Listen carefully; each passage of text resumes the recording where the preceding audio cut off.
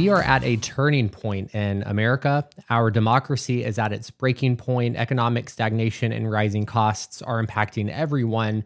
And the Democratic Party is trying to defend our institutions while figuring out how to rebuild. In San Francisco's 11th district, a tech founder turned organizer is challenging one of Washington's longest serving members, Nancy Pelosi. The challenger is Saikat Chakrabarti. Did I pronounce your name right? Chakrabarti, yeah. But you Chakrabarti. did. Amazing. And so today we're going to explore why he believes that the 2026 midterms is the moment for a new kind of leadership. So, Saikat, thank you so much for coming on to He's Not Wrong. Welcome. I appreciate your time. You have argued that America's crisis isn't just about Trump. It's about the political status quo. So I want to know what has made you decide to jump in at this moment in time. Yeah. Well, I've been working on trying to change that political status quo for the past decade or so of my life. So I worked on Bernie's campaign in 2016, and I started this group, Justice Democrats, in 2018. That was trying to recruit people to run for office back then. And our analysis really was two things. One, we have to tackle political corruption. A lot of people are losing trust in our system because of the influence of big money in our politics. So we were recruiting people who would run grassroots campaigns to primary corporate-backed Democrats. And the second piece was, if Democrats don't actually present a vision and really fix these underlying economic concerns, we were saying somebody like Trump, I didn't think it would be Trump himself, but we were saying someone like Trump was going to come back into power in 2024. And then he did, right? And I really honestly thought I was maybe going to go back into recruiting candidates to run again this time around. And I thought maybe Democrats would see this moment differently, because they did campaigns saying if Trump wins again, we might see the death of our democracy. And I really think we're in the middle of that. I really do believe we're in the middle of an authoritarian coup.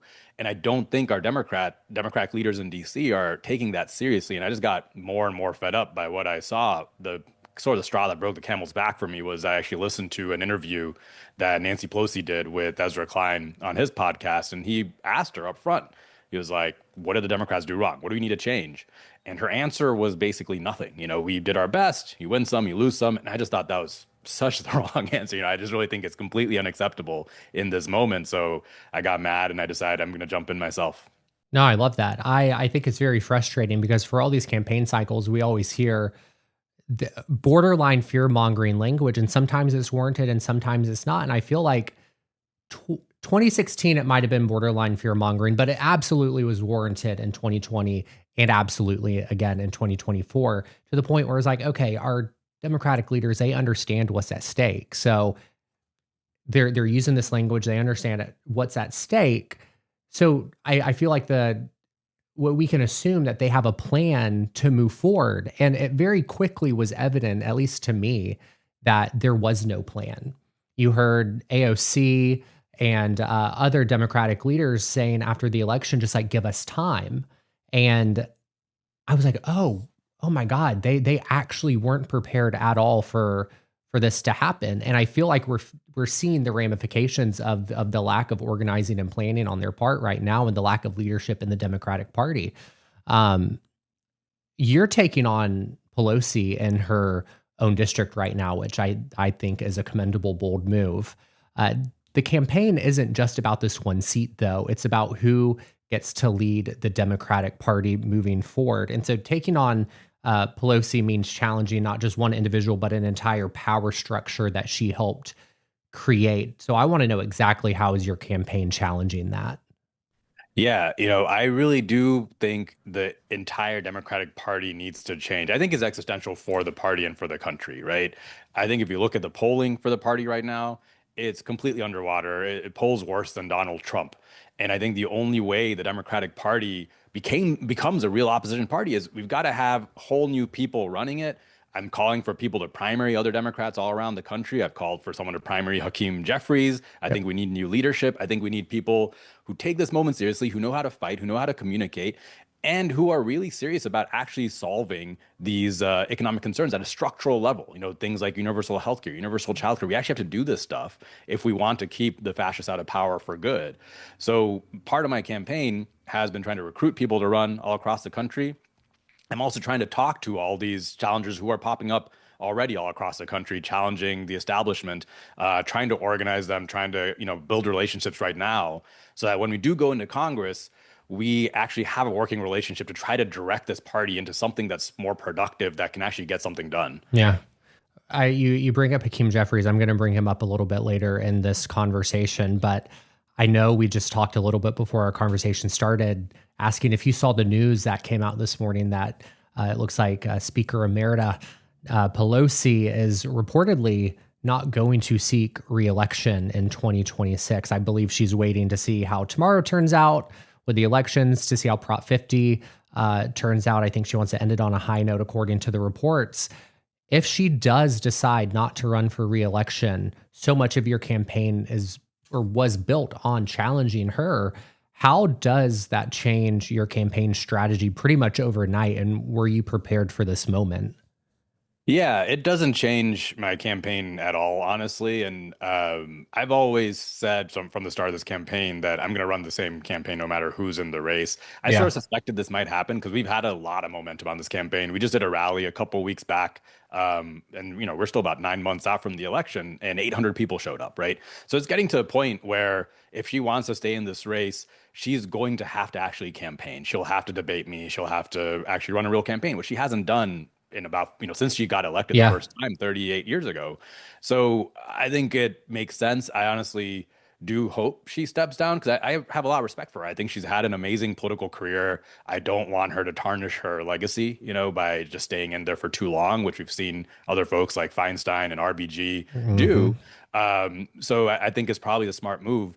But when it comes to my campaign, I haven't changed really why I'm doing this work for the last decade, because I fundamentally believe my political philosophy here is, ever since the Great Recession, people in this country have been voting for anybody who's pitching bold, sweeping economic change. I believe that's why people voted for Barack Obama. I think that's why people voted for Trump once and then again, right? And I think if we can't actually get a whole new kind of economics going that turns a country around, that's really way bigger than what Democrats are pitching right now, and if we can't tackle the political corruption that's in our system right now and fix the problem of money in our politics, and if we can't actually have fighters who stop this authoritarian coup in this moment, then I do think we're at an existential crisis. So Yeah. that doesn't change. I'm talking about big structural change. No one else who's entering this race really has the guts, honestly, to be talking about that. Like, no one else is going to be joining this race talking about whole scale change in the Democratic Party, because they, frankly, didn't have the courage to even challenge our sitting representative right now. One thing that you've talked about before is how Nancy Pelosi doesn't believe really that large structural change needs to happen. It's something that I think a lot of, as you just alluded to, a lot of Democrats in power don't feel inclined to tackle right now, as you said. It seems that she's operating from an old playbook. And right now we're seeing Democrats struggle across the board to find their footing, while Republicans can just continue on their warpath. So from your angle, what does that change look like, and what should an updated playbook look like that we should be operating from? Yeah, and something just to add some color to that is, I think this is one of the problems of people being in there too long. You start learning what's not possible because you get grizzled through all your battles of all the times you failed when you push for something big. Yeah. And so it starts becoming this self-fulfilling prophecy where you just believe we can't push for anything bigger because it'll never work. Whereas my belief is, right now the country's actually clamoring for some sort of shock to the system, and the polling actually bears this out. I think this is what Donald Trump was. He stood for a shock to the system in a fundamental way. And I believe that sort of change at a policy level, it boils down to these three big things. One, we've got to make the essentials affordable again. So to me, that means things like universal health care, universal child care, tuition-free public colleges, building millions of units of affordable housing, and treating housing like infrastructure where we're actually investing in it. And something that's really local that I campaign on is creating public power in San Francisco. We have a terrible utility here called PG&E, and Hmm. there's actually some cities. Sacramento has public power, and they pay 40% less than we do in utilities. The second big bucket is we've got to tackle political corruption. So I call for a congressional stock trading ban. I Yep. call for banning the revolving door between Congress and the lobbying industry, and for getting big money out of politics. These are hugely popular bipartisan issues. And the third big piece is we actually need to tackle our extreme levels of wealth and income inequality and get money into the broad base of Americans' pockets, right? So Yeah. that I call for a wealth tax on people who have over $50 million in assets, but we also have this chance to build a high wage economy through this global green transition that's happening right now. And we're completely missing the boat. We're just saying, China, you build it all, right? It's this huge pot of wealth that's sitting out there for us to just take and distribute to a whole bunch of folks in this country. We're completely missing it. So doing that kind of a politics, it's it actually requires this other kind of governing as well. Like we actually have to put the country on a mission to say we're going to do this big stuff. You have to create political capital by doing things, which is a complete difference, in how Democrats operate today. Democrats really believe you have a political battery, and the more you do things, you use it up, right? That's why Yep. people use political capital. But if you look at people like FDR, they didn't use political capital. They believed in bold, persistent experimentation, where by doing stuff, you create political capital. And that's how you go bigger and bigger and bigger. That's the mode we have to get back into. I want to talk about that wealth tax for a quick second. I plan on bringing this up later in the episode, but since you just brought it up, I wanted to ask about that. How was that a hard decision for you to make? Because there's so many people who are in your position who don't support a wealth tax, and your tax bracket puts you in a certain type of experience that a lot of other Americans can't relate to, but yet you're sitting here being an example for other people like you, advocating for something that would better everyone. So how was coming to a place or understanding why this policy is needed? How did you get to that point, and how do you message it to others who are in your position who might not see it the way you do? Yeah, no, it was not a hard decision at all. I mean, I'd say the thing that got me into politics in the first place was sort of seeing how this lottery economy and the startup world works. So some background on me, just to put context on what you were talking about. I grew up middle class, going to public school. That didn't come from money, but I ended up coming to San Francisco and working as a second engineer at a company called Stripe.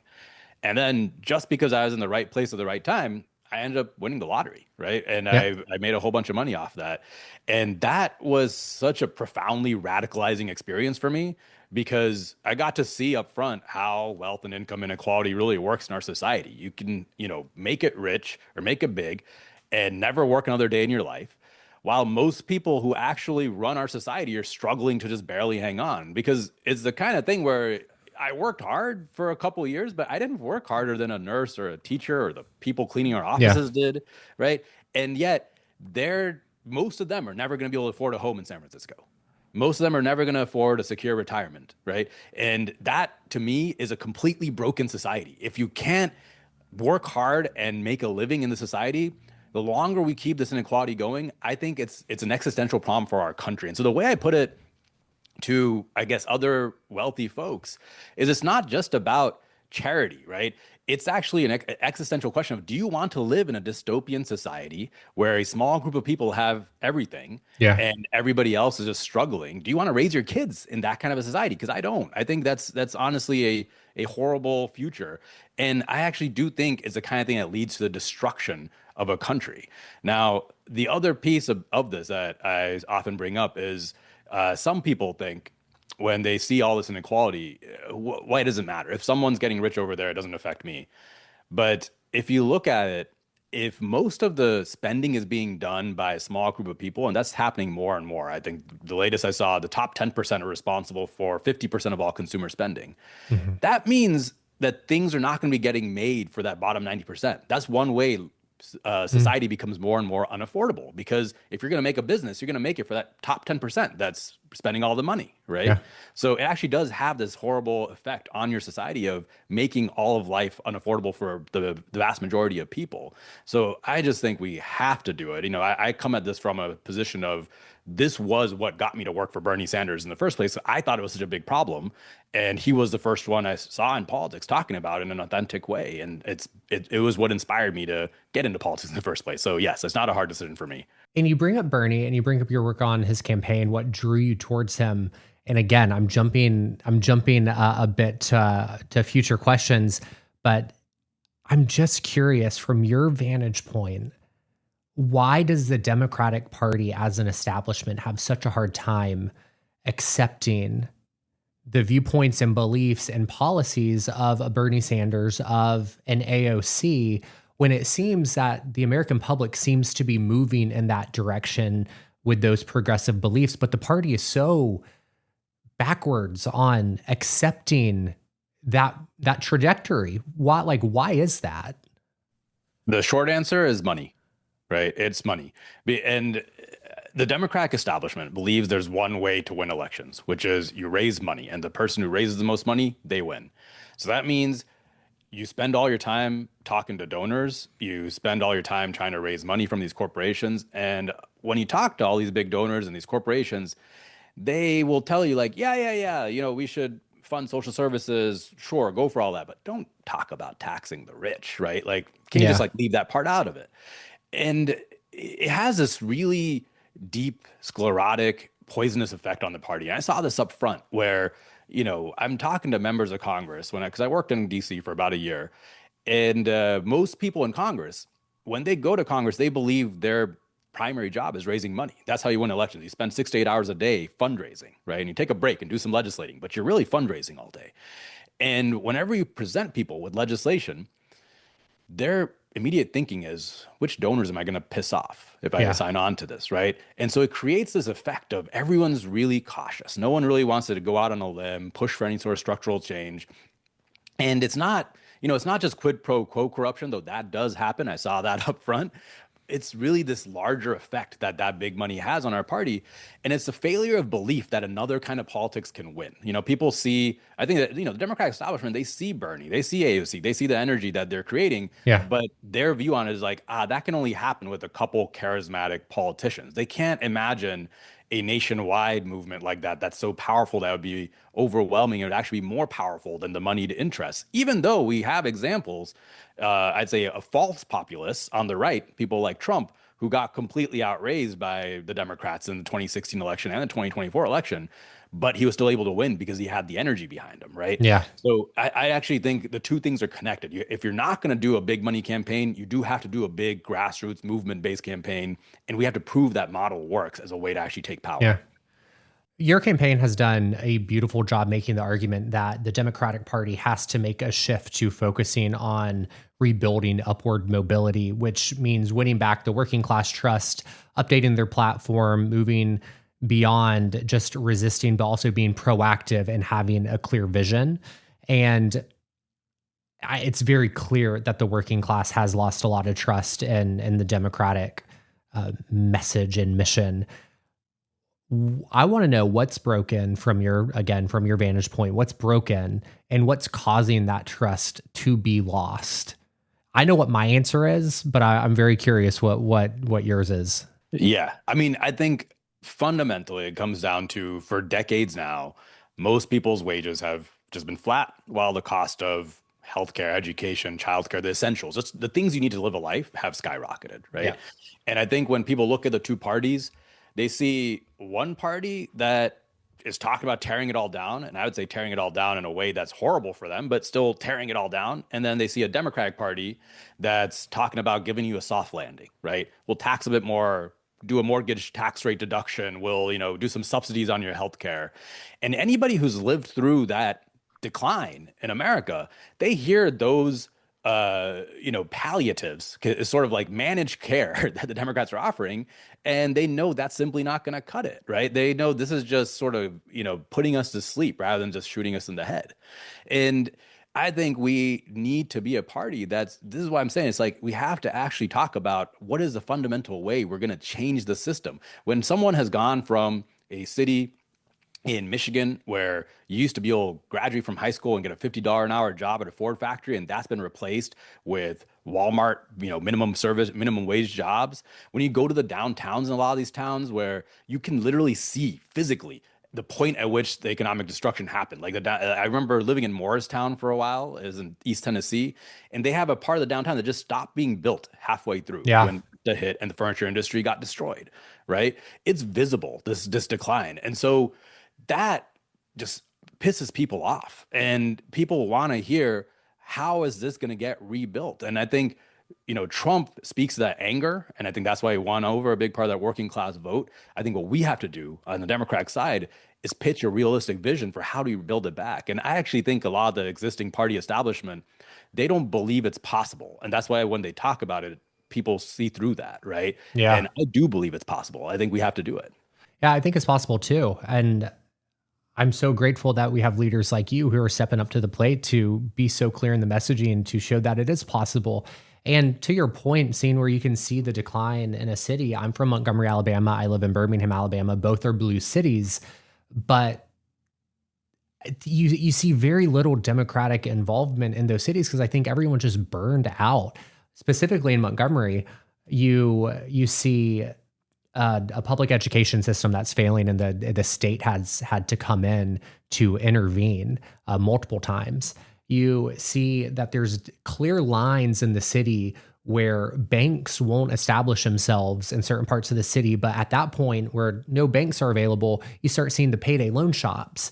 And it's setting people up for failure before they even have a chance to get started in a place that's supposed to be democratically ran. And it's so disheartening. I feel like so many people, especially in a place like Alabama, where they hear about the establishment, they see things like that in the democratic cities that just aren't working for the people. It's just disheartening. And so I really hope that with your candidacy and hopefully your fingers crossed election in a year, it gives people in places like Alabama the hope to know that things can get better and leaders will step up to the plate to challenge that status quo. So for that, I thank you. You have been very vocal about the harms of APEC money and corporate influence over our elected officials. And I know that you've stated publicly that you will not accept money from APEC.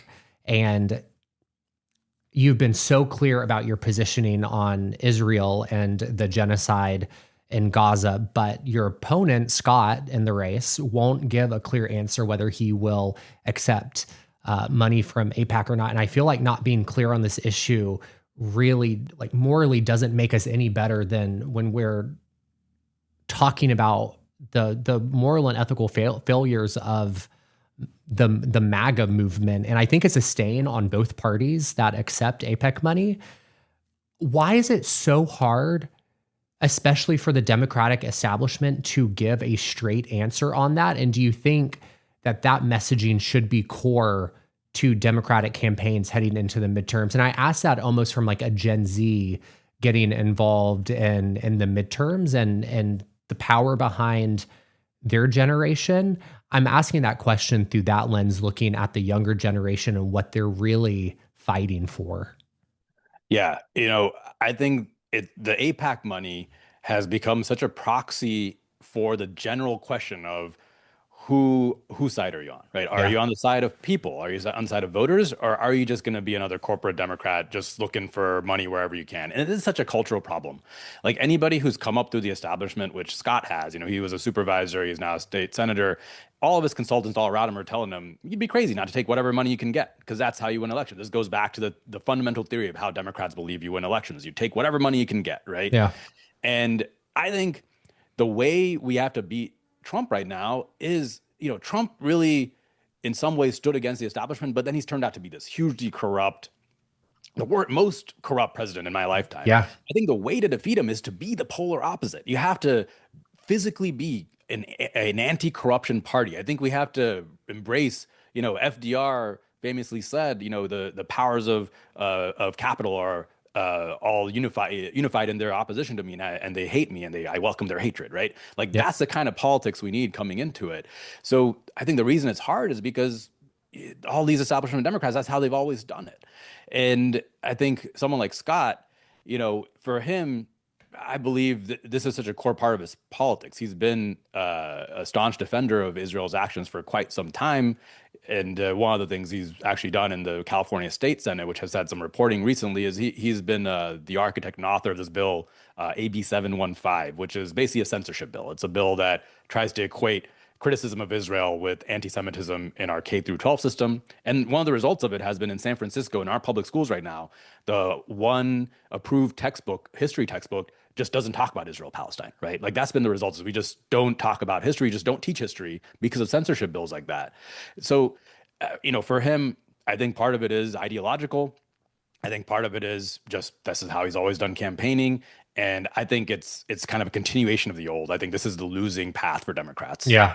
Yeah, I agree. Talking about the losing path for Democrats, I told you we were going to bring, or I was going to bring up Hakeem Jeffries again. And I want to bring him up because I think he is on a path to ensure that Democrats lose in the upcoming midterms if he continues doing what he's doing, which is borderline nothing, in my opinion.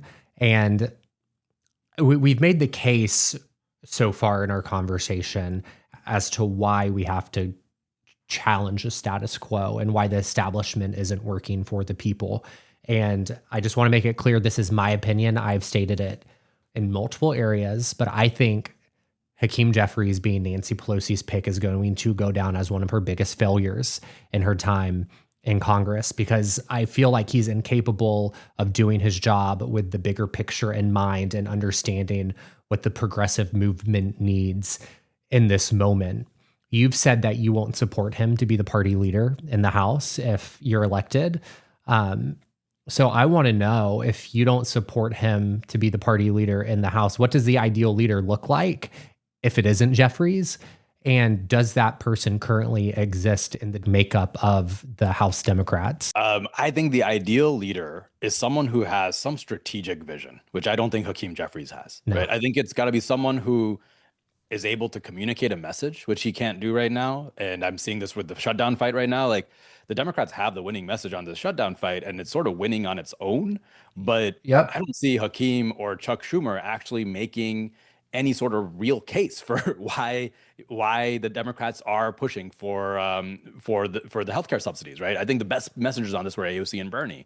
But the other piece of it is, I think a real leader of the caucus is someone who recognizes all the various talent in the caucus and manages to actually create a plan and deploy that talent where necessary. And this is something that I've seen Democratic leadership honestly fail at, even in my time in Congress in 2018, where AOC came in as this new freshman member. Whatever we thought of her politics, she was clearly engaging this new base. She was an incredible communicator. And so much of the caucus and the leadership just kind of sidelined her as like, she's just a social media person, right? Yeah. Like, totally missing the point. I think, whereas when you look at the Republicans, when they see talent, they elevate it, right? Yeah. And they did that with Paul Ryan. They do it with, all their various independent media. They bring them in and they try to like promote it.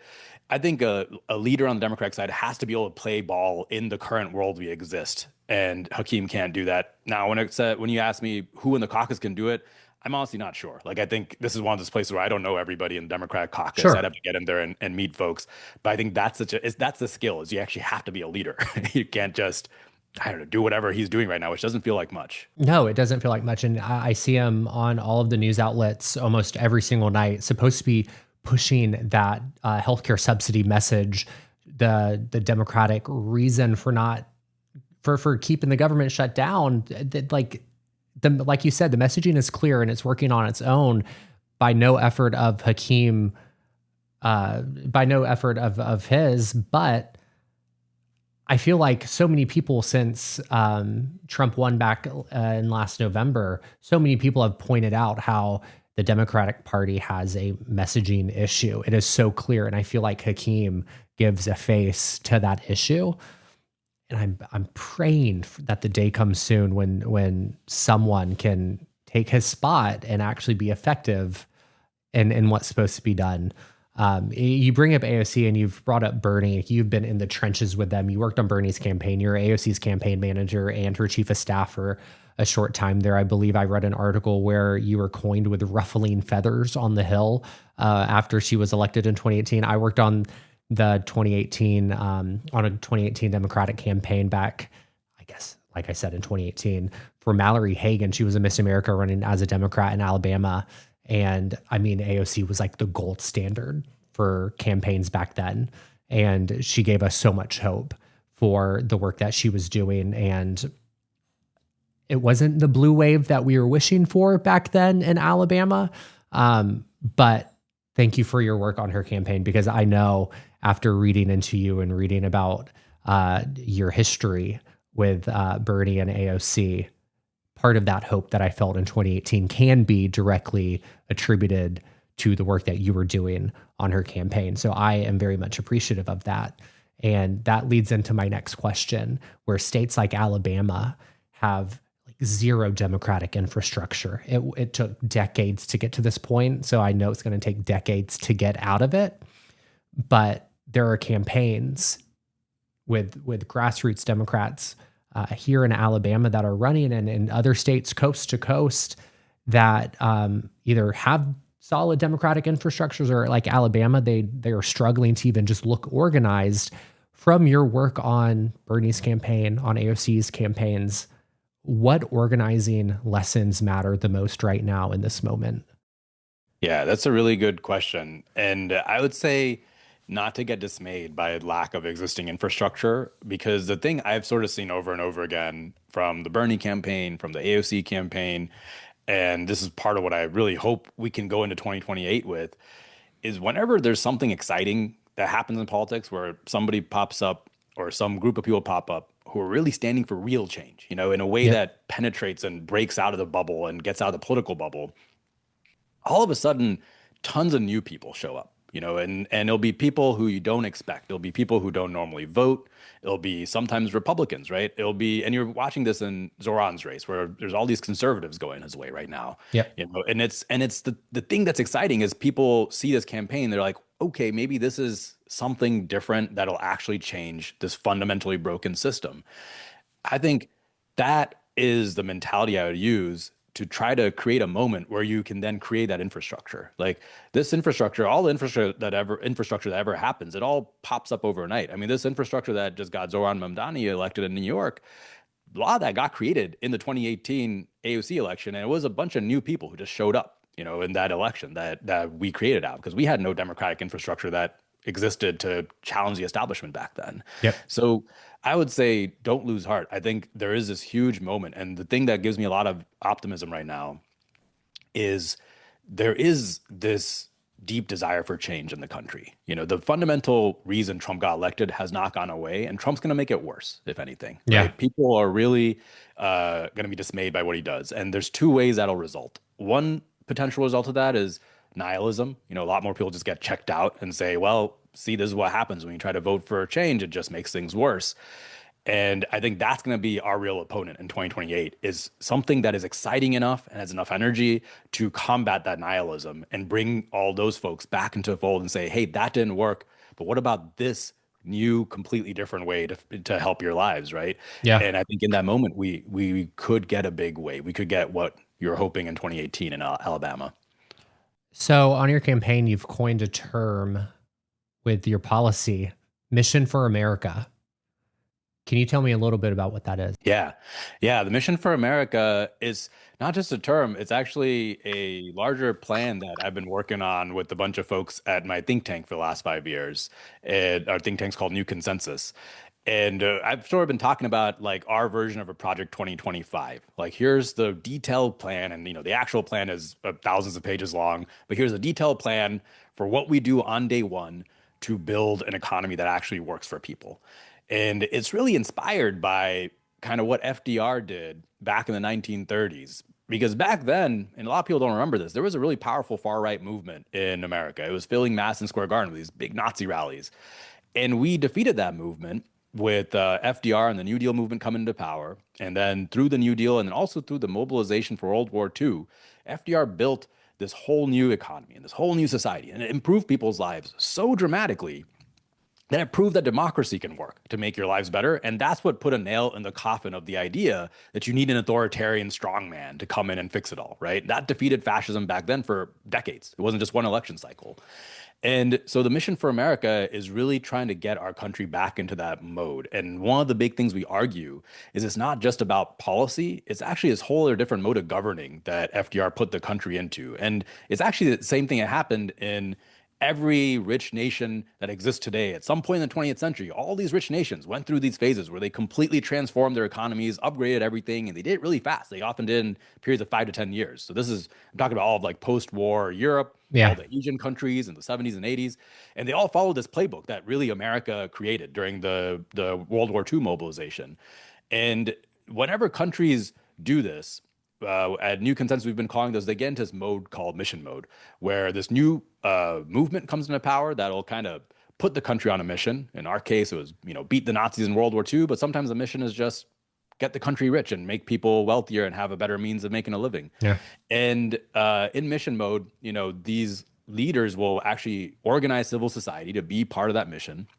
They'll make comprehensive plans, so you don't just pass policies and then see what happens. You plan out, what do we want to do in 5 or 10 years, and then you have institutions that try to finance and execute those plans. And we used to have a bunch of these all over our society. We dismantled most of them. So the mission for America is really about getting our country back into that mode to actually do that big structural change I'm talking about, to rebuild all these broken downtowns all across Alabama and Michigan and everywhere Yep. else in the country. It seems very much that that is almost like revisioning the American dream for so many people. And we have seen, and I believe you've made this argument, there have been a lot of other candidates and elected officials who made this argument that authoritarianism is winning right now under Trump because the American dream has been failing for so long for so many people. And just like in Alabama and in San Francisco, over in California, housing is unaffordable. Utilities are rising across the board for millions of Americans. Public transportation is lacking in so many cities. And your platform links power and prosperity with structural reform, as you were just talking about. And so keeping it in that line without a failure of an American dream being attainable right now, how does it look for a family's perspective in your district?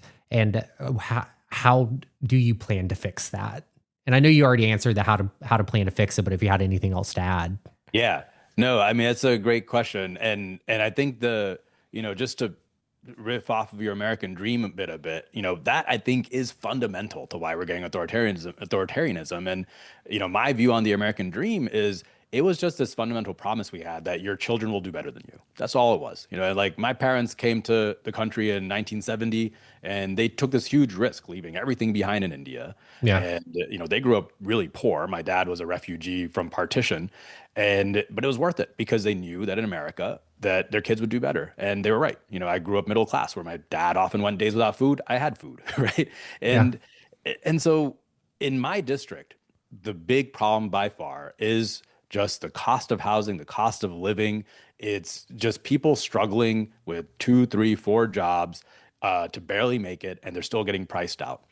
And to me, the way we fix that is we have to actually build affordable housing. We have to get the city unstuck. We have to be able to build public transit again, which is something, we just seem to be incapable of doing right now. We have to fund our social service. We have to fund our public schools, which are struggling right now. And it feels so impossible that I think Democrats often don't even try to go for it. Yeah. But to me, if we can't do it, then we've already lost, right? Like we have to try to go for it. We have to actually make this stuff reality because that's the real thing that people are facing right now. And that's why, a lot of people in San Francisco, not a big majority, but a lot of people who normally vote Democratic went for Donald Trump in this last election because it does feel like the current system is broken. Specifically in San Francisco, the median home price, I think, is around 1.4 million. The rent is 70% above the national average. What is your plan to try to bring those prices down? And how can other communities across America take your plan and anchor that in locally? Yeah. Fundamentally, I believe we actually need to have a national mission, honestly, to build millions of units of affordable housing, and we have to treat it like infrastructure. Because right now, a problem we have in San Francisco, and we have 2 problems. One is we do have a lot of red tape that makes it hard to build housing in the city, Yeah. and a lot of that's actually getting cleaned up and fixed. But we still have this other problem, which even the units that have gone past all the red tape, they're not getting built because the money's simply not there. The cost of the interest rates are too high, costs are too high, material costs are too high. And so there's something like 60,000 units that have actually been permitted that are just sitting, not getting built.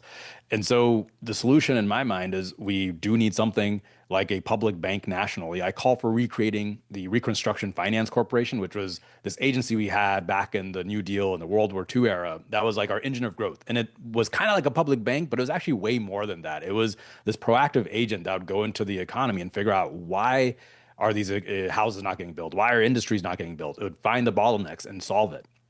And sometimes the answer was financing. Sometimes the answer was it would spin off a state-owned corporation that would just do the building itself, right?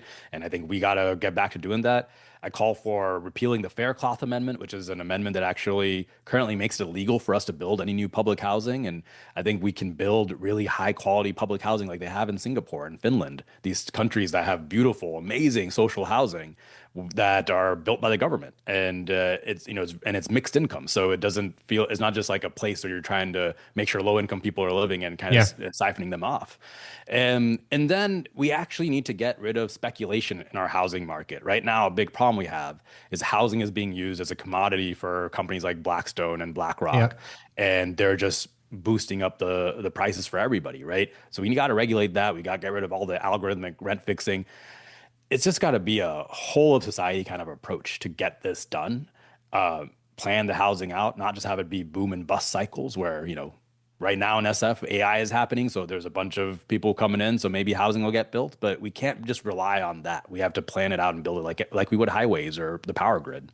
If you win this election, you will be in a very specific spot to encourage actions within Congress to stop this authoritarianism coup. As Kamala Harris says, it's a high velocity event. And I've talked about this on multiple podcast episodes where they're throwing so much at us. They want us to focus on one thing so they can get away with the 99 others. And you would think that Congress would be a stopgap. What concrete actions can Congress people do? And if you're elected, that you will do to stop this coup from continuing on into 2028? Yeah. So first, I do want to say my number one priority if I get elected in 2026 is going to be defending San Franciscans locally, right? Yep. This is something people don't even realize your congressperson is supposed to do, but we're your main point of contact to the federal government. So if you have a spouse that gets detained by ICE, or if you don't get a social security check in the mail, you're supposed to be able to go to your congressperson and we advocate for you. And it really works. The federal bureaucracy, if they have any weakness, is it is slower moving than individuals who are putting in the legwork. And I saw this work up front when I worked, I helped AOC build out her constituent services office in Queens during Trump's first term. And Trump was doing an all-out war on immigrants back then. And it was amazing how you could just pick up the phone and call an agency and get someone out of detention or get a citizenship application moving, right? So that is going to be a big priority. That is something where I've heard from a lot of constituents that Nancy Pelosi is currently failing on the job. She's not responding to phone calls and she's sort of checked out. And I just think that's unacceptable in this moment. But beyond that, I think legislators need to see our roles as not just people writing policy. We have to be organizers of civil society because in an authoritarian coup, the whole game is they're constantly trying to make the abnormal normal. And the main bulwark against that is civil society. So what I mean by that is just to take one example, when Trump is going after law firms one at a time, or universities or media companies, it's really easy for him to attack them one at a time and they all bend the knee, right? Yep. But if they were to collectively band together and oppose this, I think that's a real opposition. Trump can't have every law firm go against him, right? He needs some law firm to represent him. And that's the kind of thing I've actually met lawyers at law firms trying to do that kind of work. It's very difficult for them to organize each other. But imagine if we had politicians who are actually trying to do that organizing, saying, we got your back politically if you do this, calling everybody up and saying, hey, if every law firm decided to do this, would you do it? Get the conditional yes, and then get them all to join in together. That's one way you oppose the authoritarian coup. I think when it comes to messaging, you sort of brought up how there's 99 or 100 different things happening. I do think one important thing is we do have to pick stuff and stick with it. We saw this with Kilmar Abrego Garcia when he got sent to CCOT, right? And Van Hollen went down there and he wouldn't leave and he just stuck with it. And suddenly you started Trump's immigration numbers going down and then they backed off. It is this thing where they can't just totally go for it. They have to kind of keep the population on their side for some part of it, right? Yep. Another piece of this is I do wish more politicians were showing up physically when we have, masked thugs coming into our cities, just picking people up off the streets. I think Karen Bass did this beautifully a few months ago when ICE went into LA and they're going through MacArthur Park and she just showed up and wouldn't leave until they did. And so then it was on them to escalate the situation and they wouldn't go there. So there's a privilege and a power to your position as a politician that most people don't have. And it is incumbent on you as a politician to use that privilege and power to protect your constituents. I appreciate you talking about the constituent services aspect for what you will do on day one if elected, because I had Adelita Grijalva from Arizona on the podcast a few weeks ago. When she came on, I believe she was on day 11 of not being sworn in. And now I believe she's approaching week 6. And so I just want to take this as an opportunity to remind all my listeners that she is still not sworn in. And this constituent services and the importance of them that you spoke to are the things that her people in her district are being deprived of right now. So it's really important that we just continue to talk about that and bring light to it as we move forward with the government shutdown and her not being sworn in. I think it's very important that we follow up on that. So tomorrow is November 4th, which is Tuesday, election day. And we have Mamdani running for mayor in New York. Prop 50 is on the ballot in California. There's governor's races in Virginia. What are you paying attention to as the results come in tomorrow? Because I assume for your campaign and also along with any official announcement with Pelosi retiring after tomorrow, and we talked a little bit about that, but this would be a time for a campaign to pivot if necessary. So what are those key things that you're going to be following tomorrow to see if you have to pivot or change anything up? Well, Prop 50 for sure. Number one, Yep. I'm in San Francisco, and to me, it looks like Prop 50 it might pass, but I don't want people to get lethargic here. If you haven't voted, if you're in California, definitely go out and vote yes on Prop 50. But the thing I'm also going to be looking at is how big are the margins here? Because I think Prop 50 is kind of this proxy for this larger idea of, do Democrats want people to fight right now? Because I Yeah. think this is basically like fight is on the ballot, right? And I think if the margins are overwhelming there, I think that might shape how other Democrats around the country are seeing this moment. They're like, oh, actually, it turns out they want real action. We don't want people are really sick of their whole performative Democrat thing, right? Where you just go out Yep. and say some stuff and then you don't do anything. And then, of course, I'll be watching Zoran's race. I think his race is such a great example of the kind of campaign that I think many more Democrats need to run, of the kind of campaign I hope we can run nationally someday.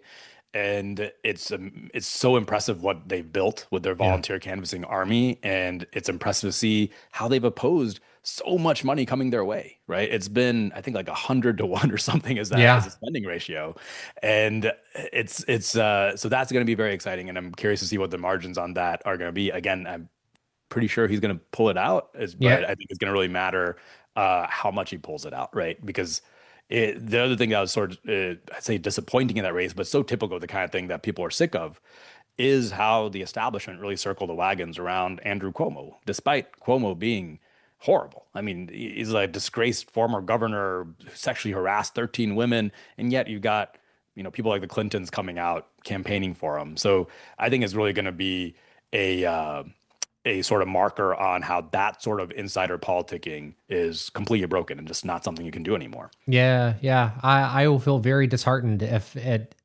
I know they're saying it's going to be close. I feel like in my gut, it's not going to be as close as a lot of people are saying it's going to be. I hope it's not. I'm going to be a little disheartened if it is close. Just really, especially over the past few weeks with the disparaging comments that he's made about Mamdani's background and other religions. It doesn't sit well with me, and it's upsetting that other Democrats across the country haven't spoken out against him like I wish they would have, but that's a conversation for a different day.